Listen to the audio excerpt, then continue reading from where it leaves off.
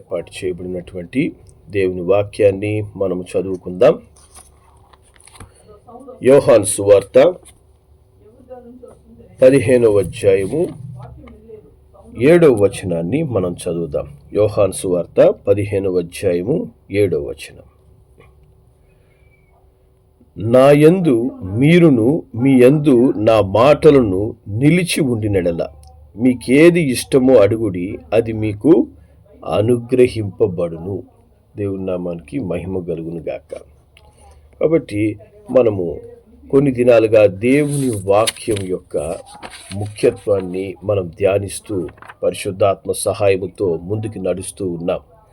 కాబట్టి ఇక్కడ దేవుని వాక్యం చెప్తూ ఉంది, దేవుని వాక్యము మనలో ఎప్పుడైతే నిలిచి ఉంటుందో, దేవుని వాక్యముతో ఎప్పుడైతే మనం నింపబడతామో, దేవుడు అంటున్నాడు, మీకు ఏది ఇష్టమో అది అడగండి, అది మీకు అనుగ్రహించబడుతుంది. హల్లెలూయా. దేవుని నామానికి మహిమ కలుగును గాక. చాలామంది జీవితాల్లో మరి వారి అనుకున్నవి పొందుకోవడానికి ఆలస్యం అవుతుంది. వారు ఎంత ప్రార్థన చేసినా జవాబులు రావు. మళ్ళా వాళ్ళు ఏం చెప్తుంటారంటే, పాస్టర్ గారు మీరు ఇంకా భారంగా ప్రార్థన చేయండి, ఇంకా భారంగా ప్రార్థన చేయండి. మీరు మరి పాస్టర్ ఉపవాస ప్రార్థనలో మిమ్మల్ని జ్ఞాపకం చేసుకోండి, ఉపవాస ప్రార్థనలు మమ్మల్ని ఎత్తి పట్టండి. ఎంత ప్రార్థన చేసినా ఎందుకు జవాబులు రావడం లేదు? ఎందుకు ఆశీర్వాదాలు ఆలస్యం అవుతున్నాయి? ఎందుకు ఆశీర్వాదాలు ఆలస్యం అవుతాయి అంటే, దేవుని వాక్యం ఇక్కడ స్పష్టంగా ప్రభువు అయిన యేసు చెప్తున్నాడు, నా మాటలు మీలో నిలిచి ఉండాలి. హల్లెలూయా. దేవుని మాటలు మనము ఎక్కడ పెట్టుకోవాలి? మన హృదయంలో పెట్టుకోవాలి. హృదయం అనే పలక మీద వ్రాసుకోవాలి, హృదయంలో భద్రపరుచుకోవాలి. వాక్యము నీలో ఎప్పుడైతే నిలిచి ఉంటుందో, దేవుని మాటలతో నువ్వు ఎప్పుడైతే నింపబడుతూ ఉంటావో, దేవుడు అంటున్నాడు, నీకు ఏది ఇష్టమో అది అడుగు, నీకు ఏది అవసరమో అది అడుగు.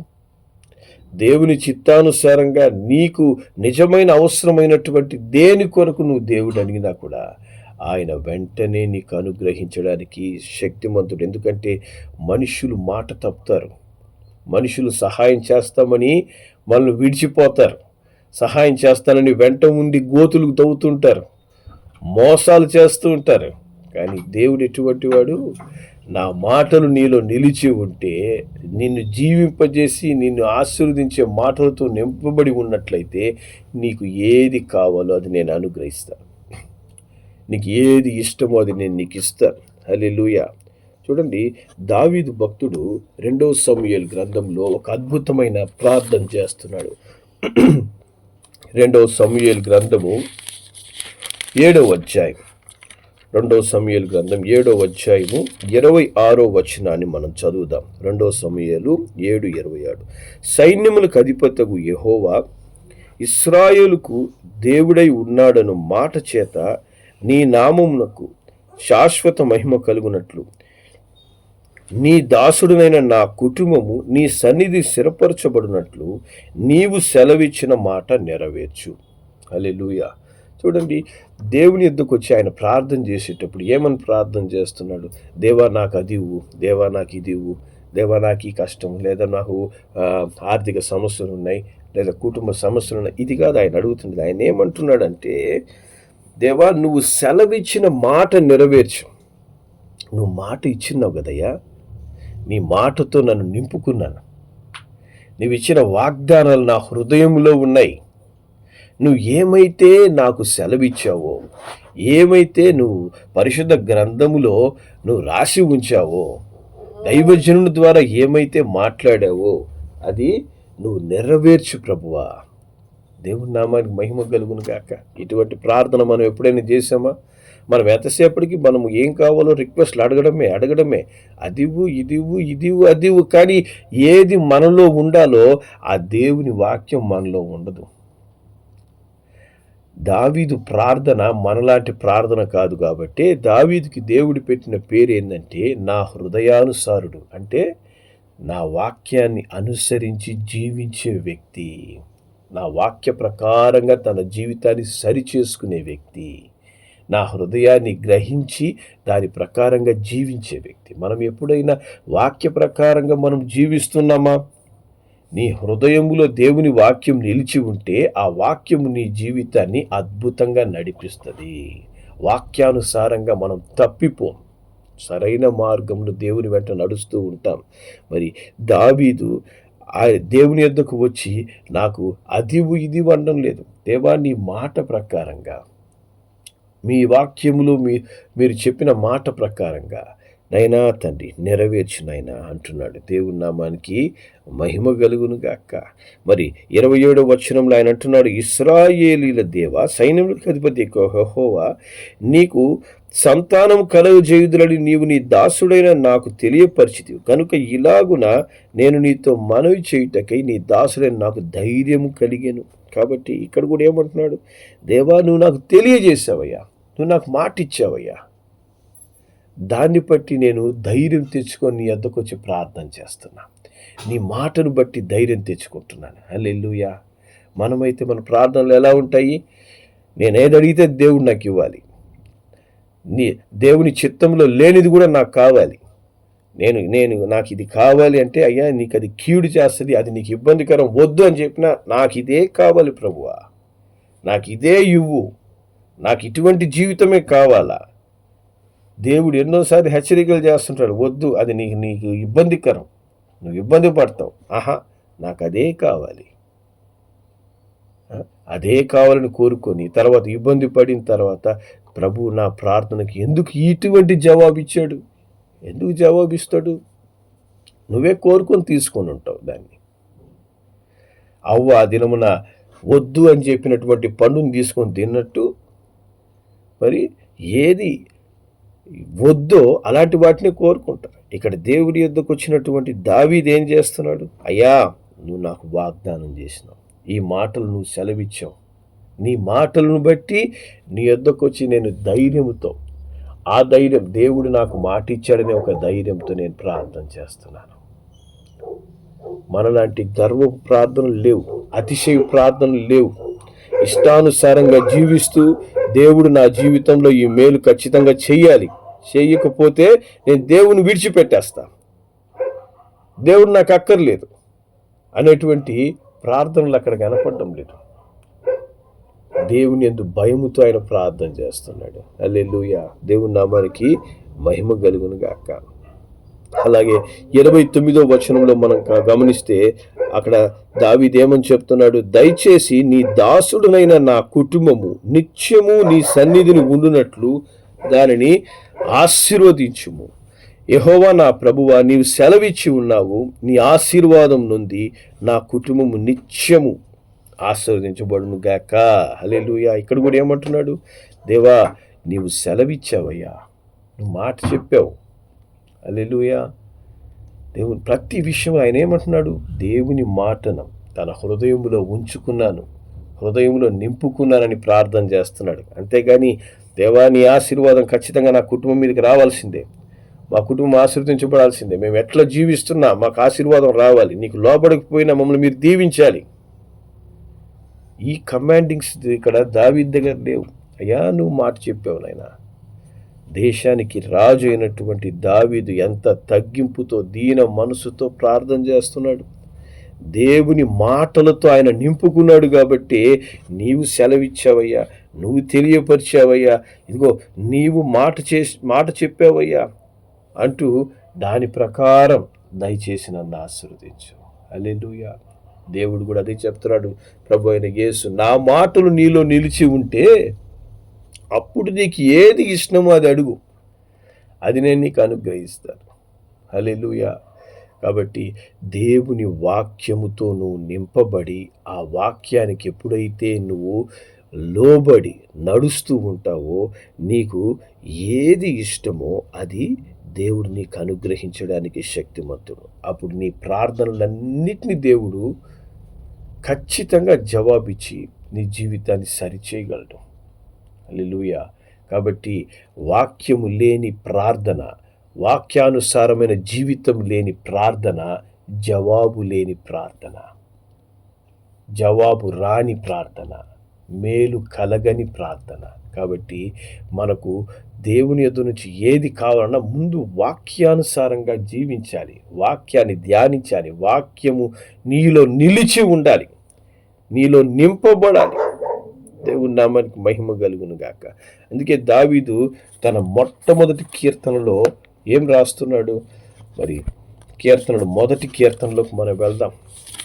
మొదటి కీర్తనలోనే ఆయన ఏం చెప్తున్నాడు? మొదటి 3 వచనాలు మనం చదువుదాం. దుష్టుల ఆలోచన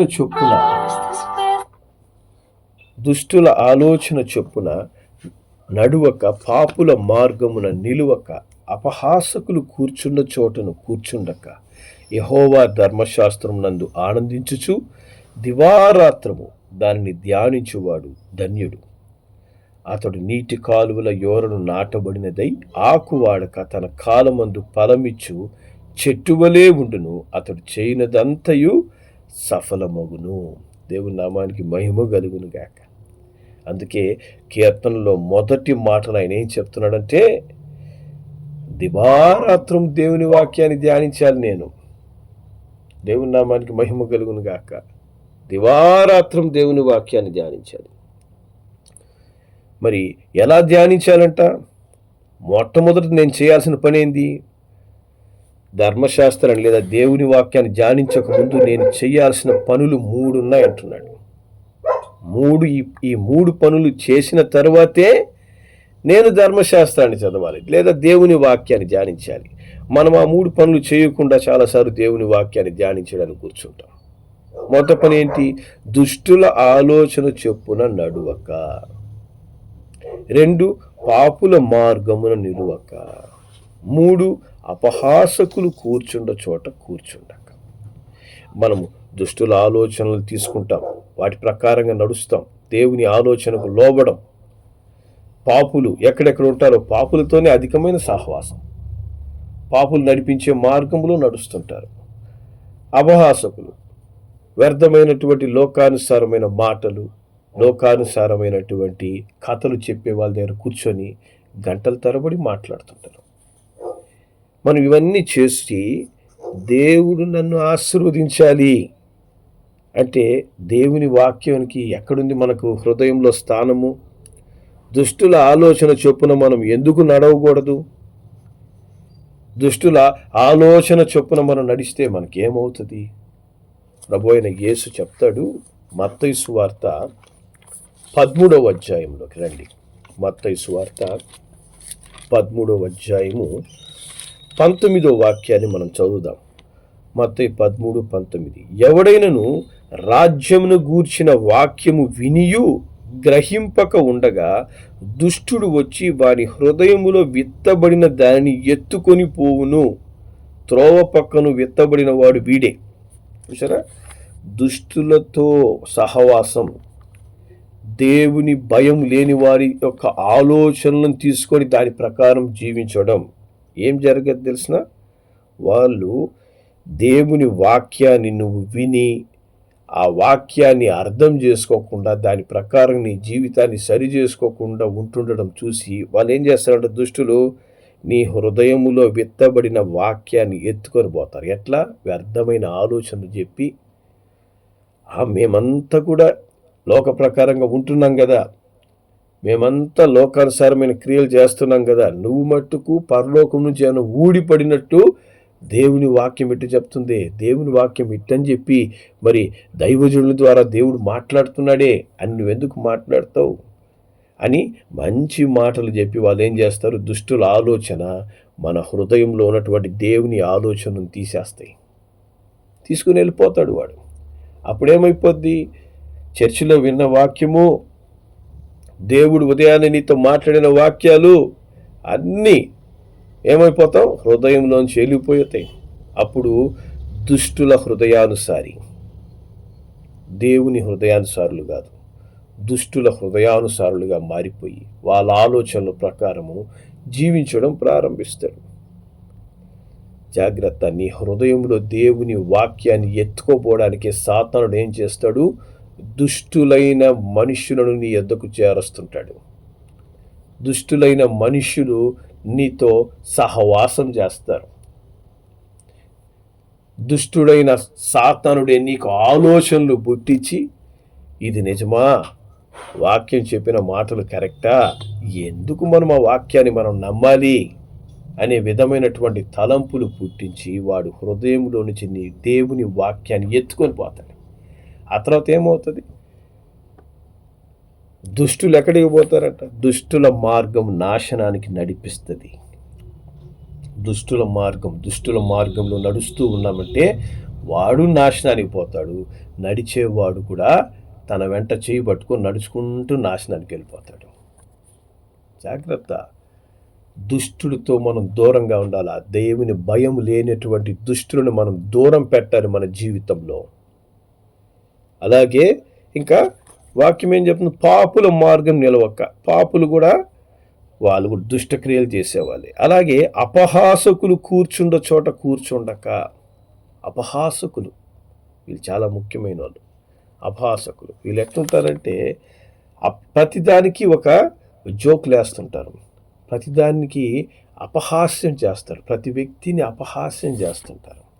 ఈ అపహాసకులు కూర్చుండే దగ్గరంట మనం కూర్చోకూడదు. చాలామందికి ఏంటంటే బాగా నవ్వుపిస్తూ మంచిగా మాట్లాడుతూ ప్రేమతో మాట్లాడుతుండే వాళ్ళతో సహవాసం చేస్తుంటారు, వాళ్ళ దగ్గర కూర్చుంటారు. వాళ్ళ మాటలు ఎట్లుంటాయంటే తేనె పూసిన కత్తిలాగా ఉంటాయన్నమాట. చక్కగా వాళ్ళ ఆ మాటలకు ఏమవుతుంది? నవ్వుతూ మరి ఆ మాటల్లో లోబడిపోతారు. దేవుడు చెప్తున్నాడు, అపహాసకులు కూర్చుండ చోట మనము కూర్చోకూడదు. ఎందుకని?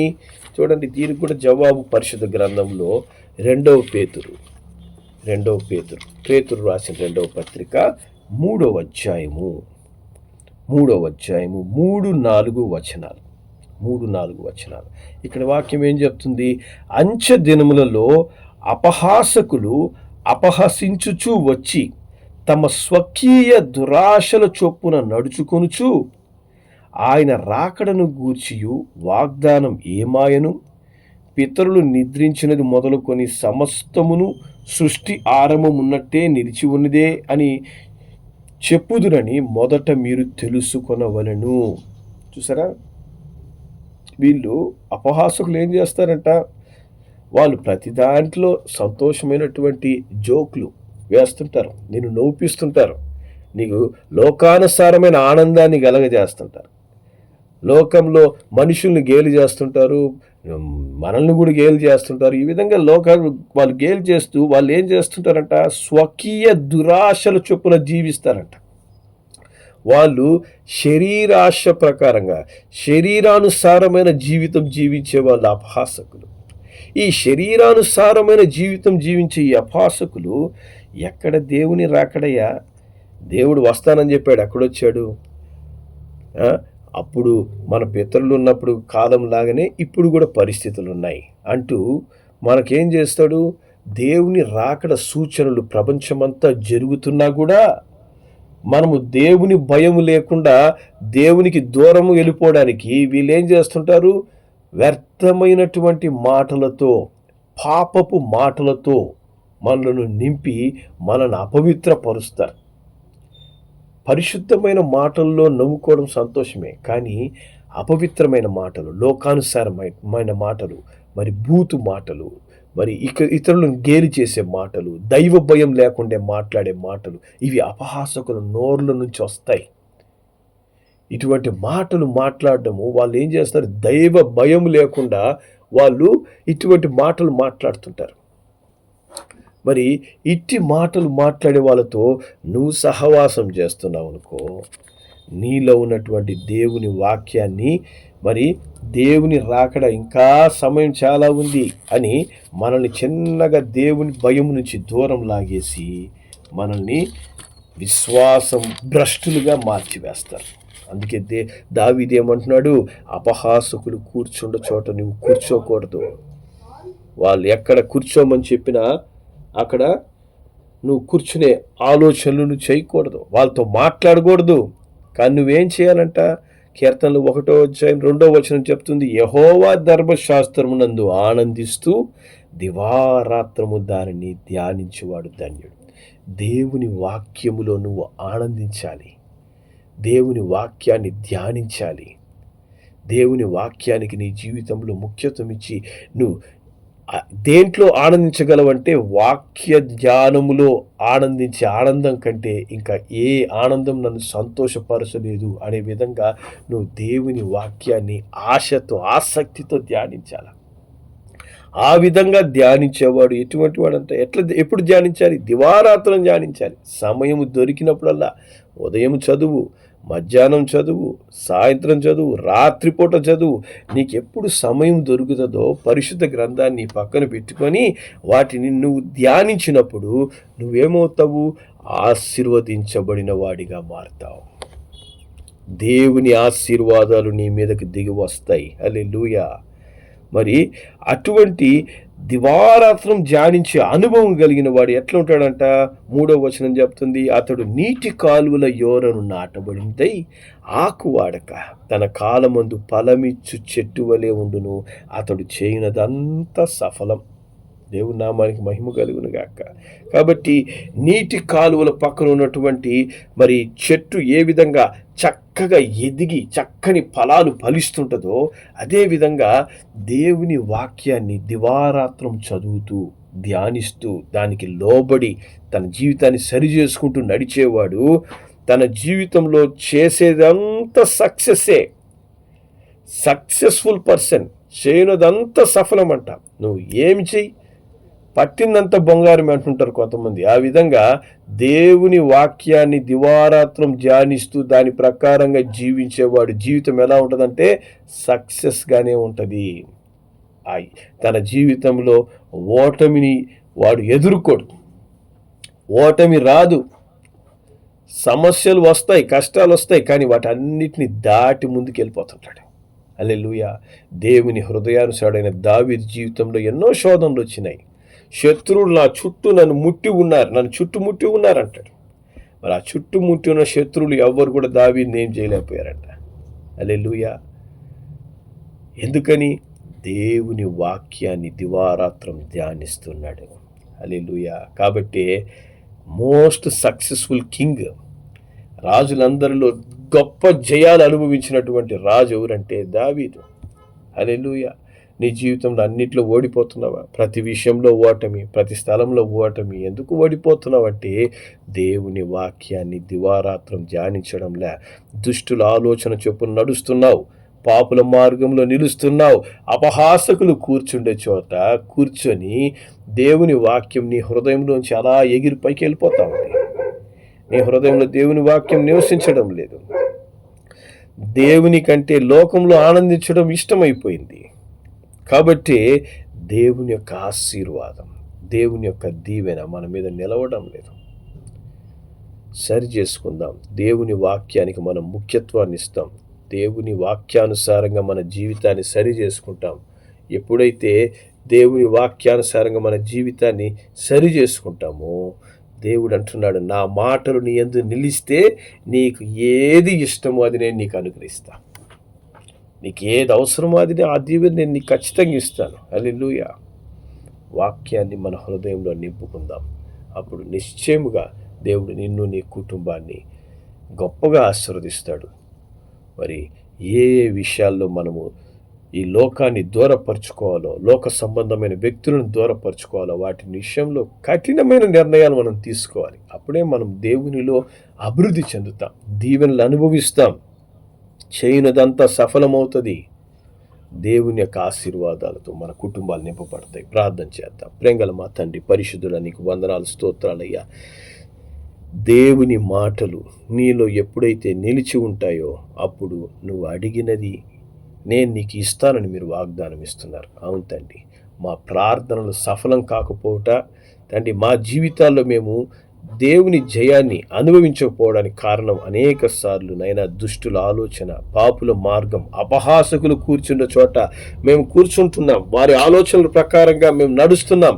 అందువల్లనే తండ్రి అనేక సార్లు తండ్రి మా జీవితంలో శోధనలు, సమస్య, పోరాటాలు ఎదుర్కొంటున్నామయ్యా. ప్రభువా, నీ వాక్యానికి లోబడ్డం నేర్పించండి.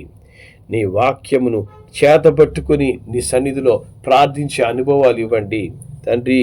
మరి ఎట్టి దుష్టుడు హృదయంలో విత్తబడిన ఈ వాక్యాన్ని దొంగలించకుండా తండ్రి మా హృదయంలో ఈ వాక్యమును నాటమని ప్రార్థిస్తున్నాం. నీ జీవపు వాక్కును నాటమని ప్రార్థిస్తున్నాం. ఆ వాక్యానుసారంగా మేము ముందుకు నడుస్తూ నీ సాక్షిగా ఉండేందుకు సహాయము చేయమని యేసు అతి శ్రేష్టమైన నామములో ప్రార్థించి అడిగి వేడుకుంటున్నాం తండ్రి. ఆమేన్.